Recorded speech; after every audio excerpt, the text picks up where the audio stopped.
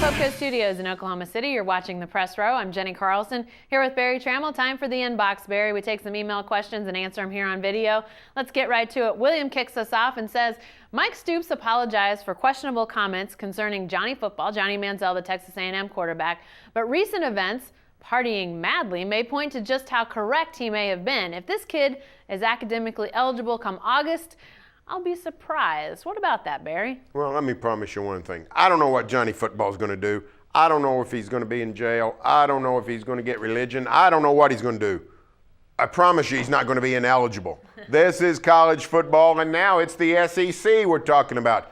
They don't go making Heisman Trophy quarterbacks ineligible in the SEC or the Big 12 or anywhere else. Johnny Manziel's going to be fine. He's got a wild streak. Apparently likes the party life, but let me tell you what. He also likes football, and he's not a stupid kid. He knows the score. He's going to be fine. He's going to be ready to play for Texas A&M. He's going to be ready to run around and make defenses look silly. Yeah, I don't think any amount of off-season shenanigans are going to make Johnny Manziel any less of a tough target for defenses out there. Maybe Mike Stoops was hoping that some of this might catch up with Johnny Manziel, but I don't think it's gonna. And it is interesting, though, to see how this guy has let his private life play out on some social media. It sounded like he might be trying to pull some of that back, but he's just continued to do it, and it's brought some scrutiny, it's brought some questions, and like I said, it sounded like he was going to try to cut that back, and instead, he just keeps sort of letting it be out there. It's almost kind of refreshing that he's allowing people to see what he does. I don't know. It's not what you see now most of the time. Hey, back to the inbox. This one comes from Mike. Mike says, on the 49ers' final play in the Super Bowl, if the same play takes place in the first quarter, 3 flags fly. Same play in the last minute of the game, and the same 3 officials choke on their flags. No way do they make that call that might decide the game if the defense knows it. Obviously referring to that pass into the end zone that no pass interference was called on, Barry. Well, here's the thing. I disagree with this. I think if you look at that play by itself, yeah, you throw a flag. It was interference. But what Mike says is right in that if the officials see that on the first play of the game, would it be different? The answer was we did see that play all throughout the Super Bowl. The Ravens and the 49ers, it was physical play in the secondary. We did not see the flag fetish that we usually see in NFL games. And you celebrated. And I celebrated it. We had 1 pass interference all night. No illegal contact penalties all night. They let those guys play. If you wanted a flag on the last play of the game, you're asking the officials to change how they're officiating, which is what you now accuse them of doing. So no, I think it was a great no call. Yeah, and I think that was good for the game. I mean, the less we see of those pass interference calls, the better in my mind. I mean, obviously, if it's clear and, it's pretty egregious, you got to call it. But I thought it was a close call. And in that situation, let it go. Let these guys play. It's a physical game. Let them be physical. All right, back to the inbox. This one from Josh. Josh says, Phil Simms is terrible. What do you think? Super Bowl needs to be on NBC every year.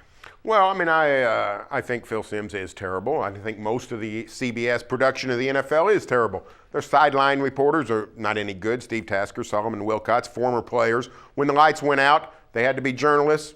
No chance. Not prepared for that. I don't think Jim Nantz is very good. I think their pregame, postgame panel not up to speed. I think the entire production of CBS on the NFL is poor. I would vote not for NBC every year, though, because Fox. I like Fox, too. Yeah. Now, NBC is clearly number 1, but Fox is good, too. I would like to see an AB rotation. A little Troy Aikman there. I think you got to have Fox in the rotation. They do a really good job. Love their studio crew, or love their in-game crew, their studio crew when it comes down to it. I mean, I think you can probably argue both NBC and Fox have got good setups there, but clearly you want to have the best call of the game. And to me, NBC, Fox, both pretty darn good when it comes to the call of the actual game. All right, back to the inbox. This one from Tyler, who's a proclaimed BYU fan. So, are we permanently So, are we pretty much out for good on the Big 12? Sorry, Tyler, I can't read your email. If our Thursday TV numbers are better than ACC teams. Why not BYU in the Big 12, Barry? Well, I mean, I think several factors are going against BYU. One, they're looking east. It's clear the Big 12 has looked east. Going after West Virginia, now waiting on Florida State, Clemson perhaps. They've just sort of turned their back to the west. And here's the other thing. I'm not sure. No one's really told me this, but my inference is, what I picked up is, Big 12 wasn't crazy about BYU's attitude. And the attitude I got from BYU people is not that, hey, we want to come. Their attitude was, we might consider the Big 12. Maybe that'd be a good fit for us. That's not what the Big 12 wants to hear from an independent out in the middle of nowhere that doesn't have another option. I don't think Brigham Young really sold the Big 12 on its viability. If the Brigham Youngs had called and said, listen, we love your league, we want to be a part of it, we can be a great partner, let's talk, I think that would have gone a long way. I don't know that happened. Well, and if there's no excitement there's a lot of scheduling issues when it comes to BYU not playing games on certain days. And I think if you don't bring that excitement, if you don't bring that level of, we really want to be part of your league, there may be some hesitance to say, well, if they're not really excited, are they going to be a good fit for our league? Are they going to be willing to, do what needs to be done to make not playing games on certain days feasible? So if you don't have that excitement, maybe you don't have the Big 12 willing to say, yeah, we want you to be part of the league. And I agree. I think the Big 12 is definitely now looking east and not west. Be sure to stay with the best coverage team anywhere at newsok.com and every day in the Oklahoman.